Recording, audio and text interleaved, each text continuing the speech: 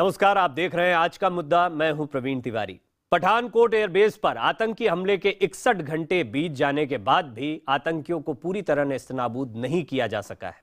लगातार 3 दिन बीतने, 7 जवानों की जान गंवाने के बाद आज भी आतंकियों से जंग जारी है। एक तरफ जहां देश के सपूत अपनी जान की कीमत पर आतंकियों से लोहा लेते रहे, उन्हें मुंह तोड़ जवाब देते रहे, तो वहीं इस मामले को राजनीतिक दल भुनाने से नहीं चूके, पूरी कोशिश करते रहे। सरकार विरोधी बयानबाजी भी जारी रही। सरकार के रवैये और उनकी तरफ से आए बयान से यह सवाल उठे कि क्या सरकार सुरक्षा पर असफल रही?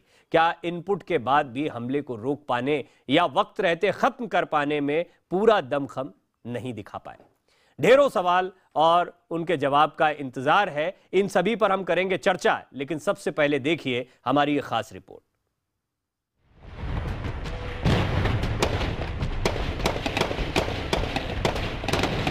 तड़ातड़ चलती गोलियां, धमाकों की गूंज और छावनी बना इलाका।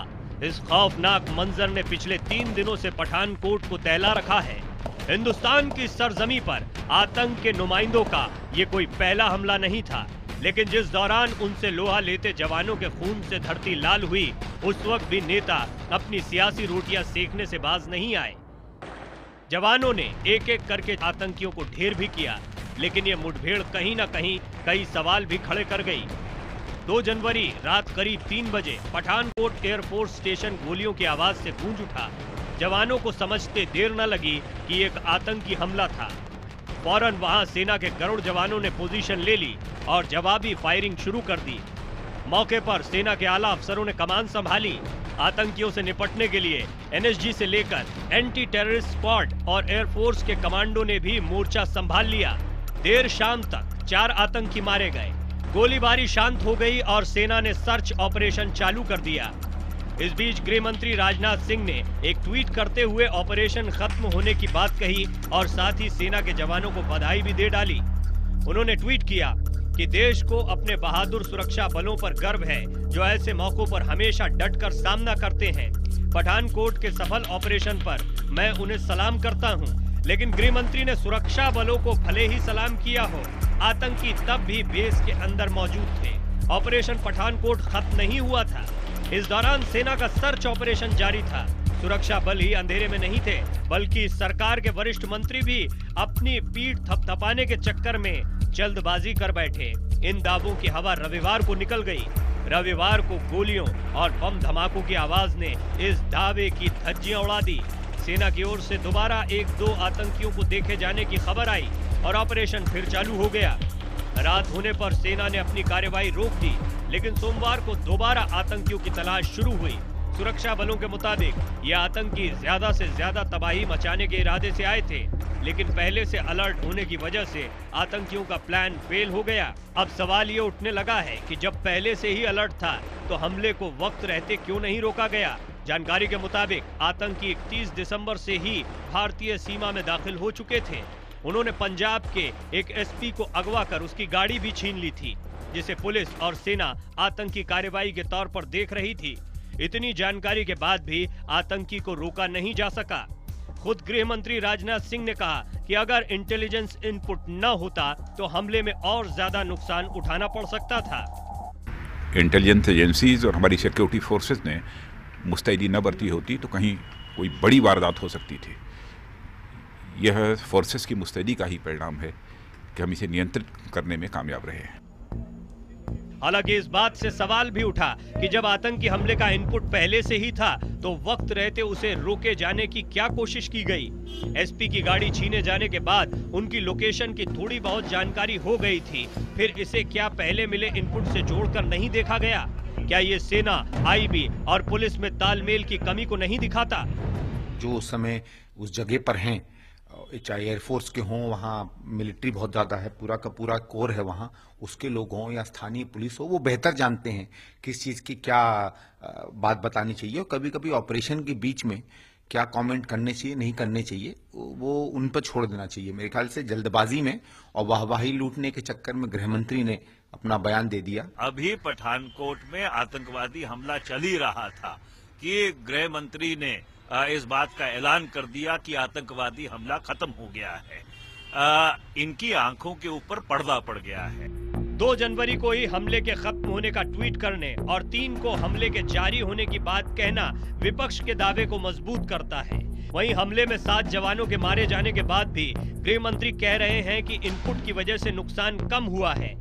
इस हमले के बाद पाकिस्तान को लेकर भारत की नीति पर भी विपक्ष सवाल खड़े कर रहा है। बीएसपी अध्यक्ष मायावती ने कहा कि पाकिस्तान संबंधी विदेश नीति अस्थिरता की शिकार है, तो वहीं कांग्रेस ने भी इसे लेकर केंद्र सरकार पर निशाना साधा। नवाज शरीफ साहब के पल्ले पाकिस्तान में कुछ है ही नहीं, और पाकिस्तान के जो असली हुक्मरान हैं वो भारत से कतई शांति नहीं चाहते। तो प्रधानमंत्री जी, आप प्रतीक्षा किस बात की कर रहे हैं? क्या एक और आतंकी हमले की प्रतीक्षा कर रहे हैं? हालांकि पीएम मोदी ने रक्षा मंत्री, एनएसए और विदेश मंत्री के साथ सोमवार को बैठक की। सूत्रों के मुताबिक भारत आज पठानकोट हमले पर पाकिस्तान से बात करेगा और 72 घंटे के अंदर जैश ए मोहम्मद पर कार्रवाई करने की मांग करेगा। पाकिस्तान को यह संदेश भी दिया जाएगा कि आतंकी संगठनों पर कार्रवाई के बिना संवाद कायम नहीं रह सकता। Bureau report, IBN 7। पिछले करीब 61 घंटे से ऑपरेशन पठानकोट जारी है। खबर है कि 6 आतंकी मार गिराए गए हैं, लेकिन इस आतंकी हमले के बाद कई अहम सवाल खड़े होते हैं। आज का मुद्दा में सबसे पहले सवाल आपके सामने रखते हैं। पहला सवाल, क्या इस आतंकी हमले के बाद पाक से बातचीत बंद हो जानी चाहिए? क्या इस आतंकी हमले में एजेंसियों के बीच तालमेल की भारी कमी रही है? 6 आतंकवादियों को मार गिराने में सुरक्षा बलों को इतना वक्त क्यों लगा है? क्या इन आतंकवादियों के मंसूबों को भांपने में चूक हो गई है, एक ऐसे समय पर जब खुफिया एजेंसियों ने पहले ही अलर्ट जारी कर दिया था? बहुत अहम मसला है। चर्चा में भाग लेने के लिए हमारे साथ रक्षा विशेषज्ञ SP सिन्हा साहब जुड़ रहे हैं, रिटायर्ड मेजर जनरल हैं। साथ ही साथ कांग्रेस के प्रवक्ता मुकेश नायक साहब मेरे साथ जुड़ रहे हैं, और रक्षा विशेषज्ञ के तौर पर retired major general GD Bakshi साहब हमारे साथ जुड़ रहे हैं। आप सभी मेहमानों का बहुत बहुत स्वागत है। सबसे पहले सिन्हा साहब, शुरुआत आपसे करना चाहूँगा, क्योंकि आप बीजेपी को भी बहुत अच्छे से जानते समझते हैं और रक्षा विशेषज्ञ भी आप हैं, सेना की कार्रवाई को भी जानते समझते हैं। क्या हमसे बहुत बड़ी चूक हो गई है, या जैसा कहा जा रहा है कि कुछ बड़ा हो सकता था उसको हमने टाल दिया है, या ये कहना कैसे गलत होगा कि बड़ा हमला तो हो गया हम पर? देखिए, इन्फिल्ट्रेशन पाकिस्तान के तरफ से, जम्मू एंड कश्मीर के तरफ से 100% आप नॉन पोरस नहीं कर सकते हैं। ये जो जैश ए मोहम्मद के जो इन्फिल्ट्रेटर्स घुसे हैं, वो रवि रिवर के थ्रू माध्यम से 100 मीटर्स का एक नाला था, उसके माध्यम से आए हैं, और उन्होंने SP गुरदासपुर की व्हीकल हाईजैक की है। सबसे बड़ी बात है कि जब हाथ किसका था? हाथ था जैश ए मोहम्मद का। उसके पीछे मेन खिलाड़ी एक्टर कौन है? वो है पाकिस्तान की आर्मी और ISI। और वो क्या संदेश देना चाहती है? संदेश देना चाहती है कि सिविलियन लीडरशिप, हिंदुस्तान का और पाकिस्तान की सिविलियन लीडरशिप कितना भी मेहनत करे, कितना भी शांति की बात करे, जो सिचुएशन है, इस पे डिटेल में हम बात करेंगे। मेरा सवाल अभी ये है कि क्या बड़ा हमला हो गया, या जैसा कहा गया कि बड़ा हमला होने से हम रोक पाए? ये दोनों में बड़ा विरोध है इस बात को। हो सकता था, तो ये बड़ा हमला नहीं है। ये बड़ा हमला नहीं है। लेकिन मैं जितना GD बख्शी साहब को सुन पाया हूं, मेरे साथ पहले भी वो बातचीत में रहे, वो आपको बताएंगे कि ये बड़ा हमला क्यों है। बख्शी साहब, देखिए, ये जो टारगेट किया गया है हमारा एयरबेस, ये बहुत ही अहम एयरबेस है पठानकोट का। 1965 के युद्ध में, 1971 के युद्ध में ये पहला पाकिस्तान का वार इस एयरबेस पे हुआ था, क्योंकि यहां से जो है जवाबी चोट की जा सकती है पाकिस्तान के अंदर। अपने आप में ये एक बहुत सिग्निफिकेंट एस्केलेशन है। जो हर्ष की बात केवल ये है कि हमारे 7 बहादुर जो हमारे अफसर JCO जवानों ने अपनी शहादत देके हमारे जो एयरक्राफ्ट थे, हमारे जो अटैक हेलीकॉप्टर थे जो करोड़ों रुपए के हैं, उनको वहां बचा लिया। उन पे खरोंच तक नहीं आई है, लेकिन हमें भारी कीमत देनी पड़ी है। मैं वही कह रहा हूं, हमारे शहीद जो है उनकी चिताएं जल चुकी हैं आज तक। मैं वही कह रहा हूं। ये मेरा सवाल ये है, कि ये चिताओं का सिलसिला कब बंद होगा? मैं वही कह रहा हूं कि मकसद उनका बहुत डेंजरस था, बहुत खतरनाक था। उनका टारगेट था एयरफोर्स बेस पठानकोट, जो कि लॉजिस्टिकली ऑपरेशनली बहुत इंपॉर्टेंट बेस है, जैसा जनरल बख्शी साहब ने कहा। लेकिन मैं फिर रिपीट कर रहा हूं, रिटरेट कर रहा हूं कि एक्सीडेंट उस मैग्नीट्यूड का नहीं हुआ जितना मैग्नीट्यूड का हो सकता था यदि हम लोग थोड़ा जो प्रिकॉशन लिए और जिस तरह से रिएक्ट किए नहीं रिएक्ट करते। सवाल ये उठता है, क्या हम बख्शी साहब हमने सही रिएक्ट किया है, सही तरीके से हम कर पाए, या इससे भी कम अगर हमारी खुफिया अलर्ट के बाद में हमने और ज्यादा एक्टिवली या तालमेल दिखाया होता तो शायद इतना भी नहीं होता, क्योंकि हमने अपने 7 जवान खोए हैं। ऐसे में ये छोटा हमला है या हमारा नुकसान नहीं हुआ, ये तो कहना वाजिब होगा ही नहीं बिल्कुल। देखिए, जैसे जनरल साहब बोल रहे हैं, कोशिश थी पाकिस्तान की भारी चोट करने की। ये हमारे जवानों की कुर्बानी है जिसने हमारे ऑपरेशनल एसेट बचा लिए। अब बात है कि ये क्या बेटर हो सकता था? यस। जो शुरू के दिन में हमने कंफ्यूजन देखा कि होम मिनिस्ट्री, हमारे अटैक हुआ है हमारे मिनिस्ट्री ऑफ डिफेंस के, हमारे एयरफोर्स के बेस के ऊपर, और पुलिस हमारे को बचाने के लिए भेजी जा रही है। ये क्या नया तमाशा है? क्या कंफ्यूजन था सिन्हा साहब? अलग अलग जगहों से आ रही है। एक कंफ्यूजन रहा बड़ा। गॉड, ये कंफ्यूजन खत्म हुआ है। 2 चीजें और ये अभी हाल में खत्म हुआ है। 2 चीजें हैं। एक तो एयरफोर्स बेस में हमारा अपना फौज का अनुभव है कि एयरफोर्स बेस का 5 लेयर सिक्योरिटी होता है। प्रश्न ये उठता है, इंट फेलियर, इसी को मैं इंट फेलियर नहीं मानूंगा, इंटेलिजेंस एजेंसीज ने आगाह कर दिया था, एडवांस वार्निंग दे दी थी। ये मैं थोड़ा चिंतित इस विषय से हूं कि यदि 5 लेयर सिक्योरिटी है तो इस फर्स्ट लेयर सिक्योरिटी को ब्रीच करके आतंकवादी अंदर घुसे कैसे, और 17 घंटे के बाद भी यदि फायरिंग अंदर एयरफोर्स के बेस अंदर चल रही है। लेकिन यही तो वो कह रहे हैं, यही तो बख्शी साहब कह रहे हैं कि कंफ्यूजन था यहां पर, हमारी जो खुफिया अलर्ट हमें मिले और जो अलग अलग एजेंसियां उनके बीच में तालमेल की कमी, यही तो जीडी बख्शी साहब ने कहा। तालमेल के अलावा सबसे जो इंपॉर्टेंट मुद्दा है कि जो फर्स्ट 5 लेयर्स ऑफ सिक्योरिटी है उसका ब्रीच हुआ कैसे। पहली बात तो यह है। अब बख्शी साहब जो सवाल उठा रहे हैं कि जब पठानकोट में एयरबेस में अटैक हुआ है तो आर्मी का मदद लेना चाहिए था, पुलिस का कोई ज्यादा उस समय रिएक्शन करने की जरूरत नहीं थी। बख्शी साहब का यह पॉइंट है, तो उस पॉइंट से मैं सहमत हूं कि हम लोग इस सब चीज में, पठानकोट आर्मी का बहुत इंपॉर्टेंट बेस है और आर्मी की काफी फौज है, तो इमीडिएटली हम लोग का क्यूआरटी होता है, क्विक रिएक्शन टीम होता है, तो क्यूआरटी को ऑपरेटिव कर देना चाहिए था और ऐसे ऐसे कंटिजेंसी प्लान हम लोग का रहता है, क्योंकि हम लोग की तो अब इतनी अनुभव है, 1947 के बाद हमने पाकिस्तान की कितनी बदमाशियां झेली है, तो हमें पता है कि हर एक शांति वार्तालाप के बाद 24 घंटे से लेके अंदर 15 दिन के अंदर ठीक है। लेकिन एक बहुत बड़ा सवाल जो दर्शकों के जहन में भी आ रहा है, लगातार हमसे यहां भी पूछा जा रहा है, वो ये कि आप दोनों जैसे बड़े रक्षा विशेषज्ञ इस वक्त पैनल में मौजूद हैं कि इतना समय क्यों लग गया फिर इन लोगों से लड़ते हुए? क्या उनकी तैयारी भारी पड़ गई? हमारे साथ जवान शहीद हो जाते हैं, अब भी मुठभेड़ जारी है और इस बीच में यह भी घोषणा कर दी जाती है कि मुठभेड़ खत्म हो गई। सिन्हा साहब, ये तो और दुखद हो जाता है। देखिए, एयरफोर्स बेस पठानकोट का कितने एकड़ जमीन का ये पूरा क्षेत्रफल है, और उस क्षेत्रफल में यदि किसी, और एयरफोर्स बेस में कुछ जंगल झाड़ भी होते हैं, और वहां जाके यदि आतंकवादी 5th layer 5 layer of security को ब्रीच करके घुस जाते हैं तो कोई भगवान नहीं है जिसको पता चल जाए कि उस पेड़ के नीचे वो बंदा छुपा हुआ है। और जब सिचुएशन सामने आती है, जब वो फायरिंग शुरू करते हैं 17 घंटे के बाद, तब लोगों को पता चलता है कि कुछ 2-3 आतंकवादी और मे बी मोर वो अभी एयरबेस के अंदर छुपे ही हुए हैं। देखिए, you have to be fair to security agencies also. फौज को, एयरफोर्स को you have to be fair. मतलब स्ट्रेट वे उंगली पॉइंट आउट करना कि टोटल फेलियर है, मैं इस बात से सहमत नहीं हूं। लेकिन हाँ, नहीं, टोटल फेलियर तो कोई नहीं कहेगा। हमारे जवानों ने अपनी जान पर खेलकर हमारे बड़े नुकसान को बचाया है, इसमें किसी को कोई संदेह नहीं है। मैं यदि फौजी एयरफोर्स बेस के इंट्रेंस गेट पे जाऊं, हम लोग भी बहुत नॉर्थ ईस्ट में नौकरी किए हैं और IL-76 पकड़ने के लिए जाते थे, तो वहां आई कार्ड चेक होता है, इतना टफ सिक्योरिटी चेक्स होता है। ठीक है, मुझे समझ में नहीं आता है। जरा एक कांग्रेस का रुख भी सुनिए। मुकेश नायक साहब, कांग्रेस के प्रवक्ता भी हमारे साथ मौजूद हैं। नायक साहब, एक बात जो कही जा रही है यहां पर, जो रक्षा विशेषज्ञ कह रहे हैं, उससे मुझे ये समझ में आ रहा है कि हमारे इंटेलिजेंस इनपुट जाया नहीं गए, जैसा कांग्रेस आरोप लगा रही है, बल्कि उनका इस्तेमाल करके हम एक बड़ा हमला रोकने में कामयाब हुए। देखिए, जो पठानकोट का एयर बेस है, ये सामरिक दृष्टि से बहुत महत्वपूर्ण है और यहां हमला चिंता का विषय है, और इसलिए कांग्रेस प्रतिपक्ष का दल होने के नाते उसकी अपनी एक स्वाभाविक प्रतिक्रिया है। दूसरी बात मैं ये कहना चाहता हूं, जो अभी एक रक्षा विशेषज्ञ महोदय ने कही, जो बहुत महत्वपूर्ण है।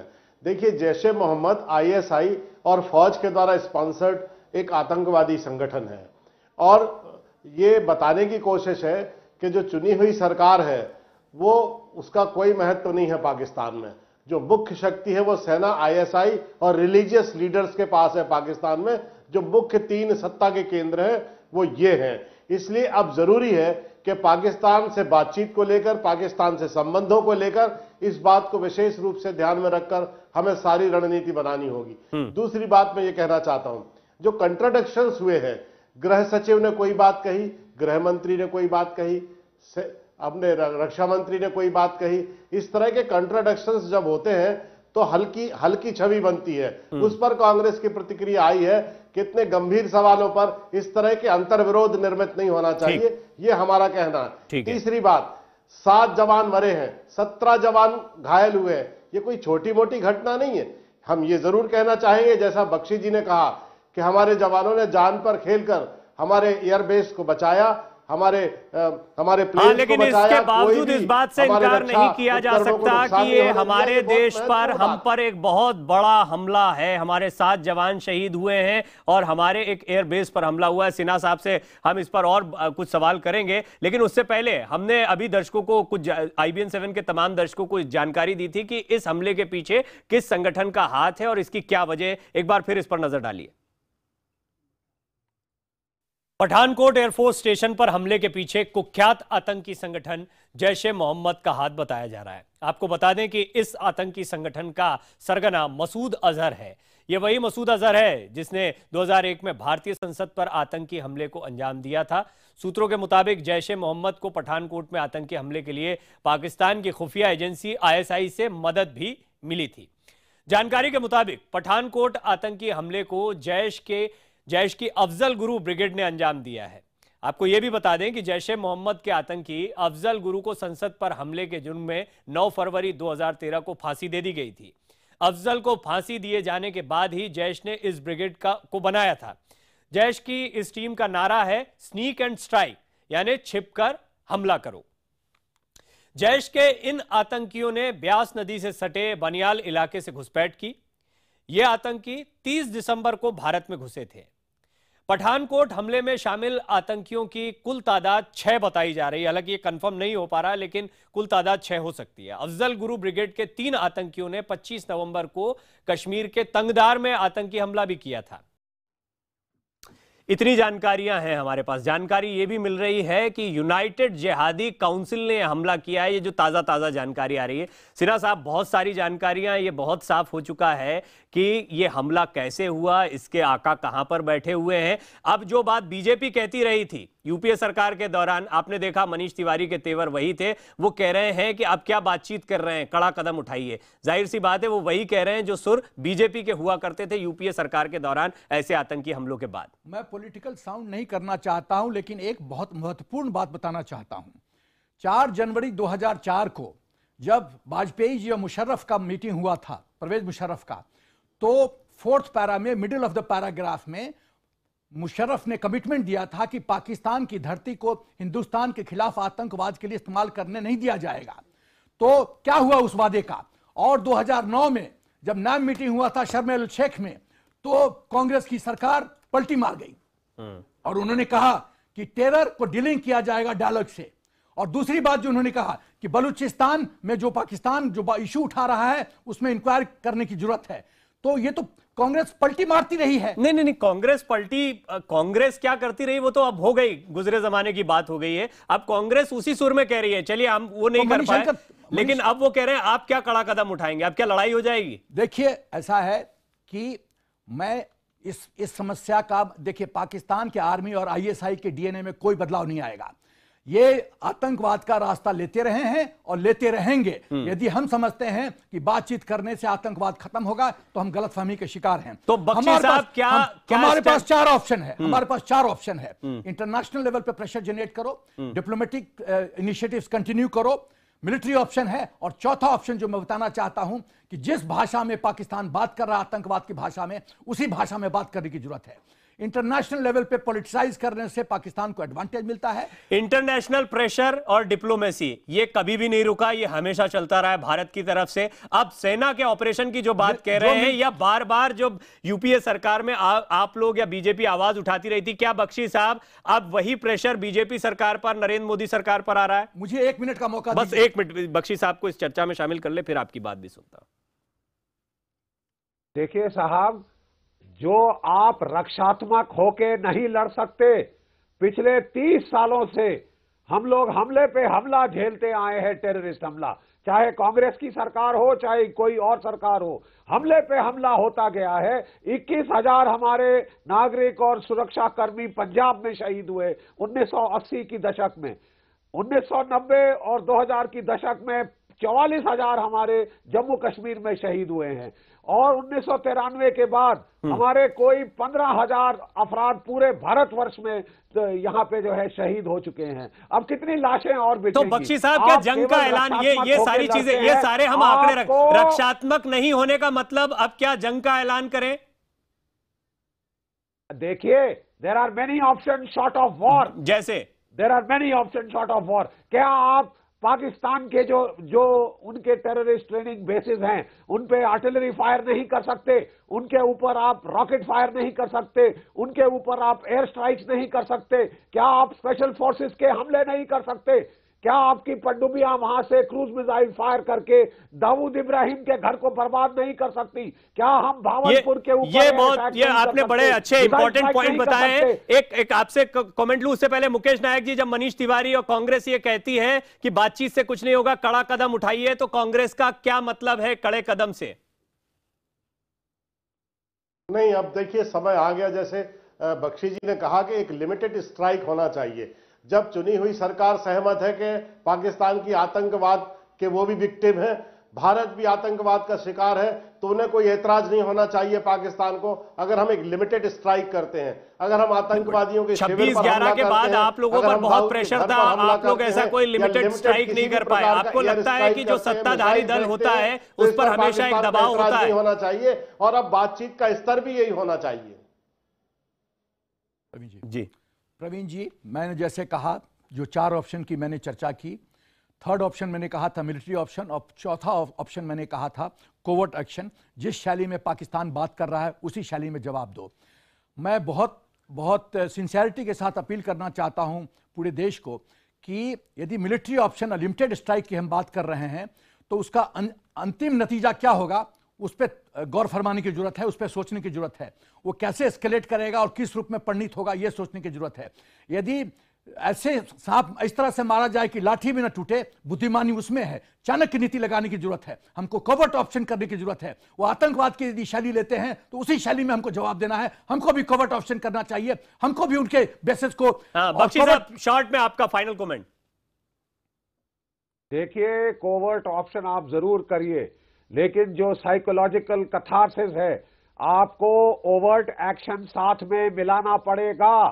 केवल कोवर्ट एक्शन आप करते जाएंगे, कोवर्ट एक्शन वहां से जवाब होता जाएगा, और पाकिस्तान की इसमें तजुर्बा क्षमता आपसे ज्यादा है। ठीक है, क्योंकि उनकी भाषा में उनके जितना ही जवाब देने के बजाय अपनी भाषा में उनसे ज्यादा तगड़ा जवाब देने की जरूरत है। ये जीडी बख्शी साहब कह रहे हैं, मुकेश नायक और कांग्रेस भी ये कह रही है कि अब लिमिटेड स्ट्राइक की बात आ गई, यानी अब कोई ना कोई कड़ा एक्शन लेने की बात यहां पैनल पर सभी। सिन्हा साहब भी ये बात तो कह ही रहे हैं कि एक स्ट्राइक की जरूरत है, वो चाहे सीधे सीधे ना होकर एक ओवर्ट स्ट्राइक क्यों ना। मैं बॉक्सिंग का, मैं चाणक्य नीति का रूट ले रहा हूं। ठीक है, तो आप देखते हैं कि चाणक्य नीति में क्या कदम सरकार उठाती है, इस पर सभी की निगाह रहेगी।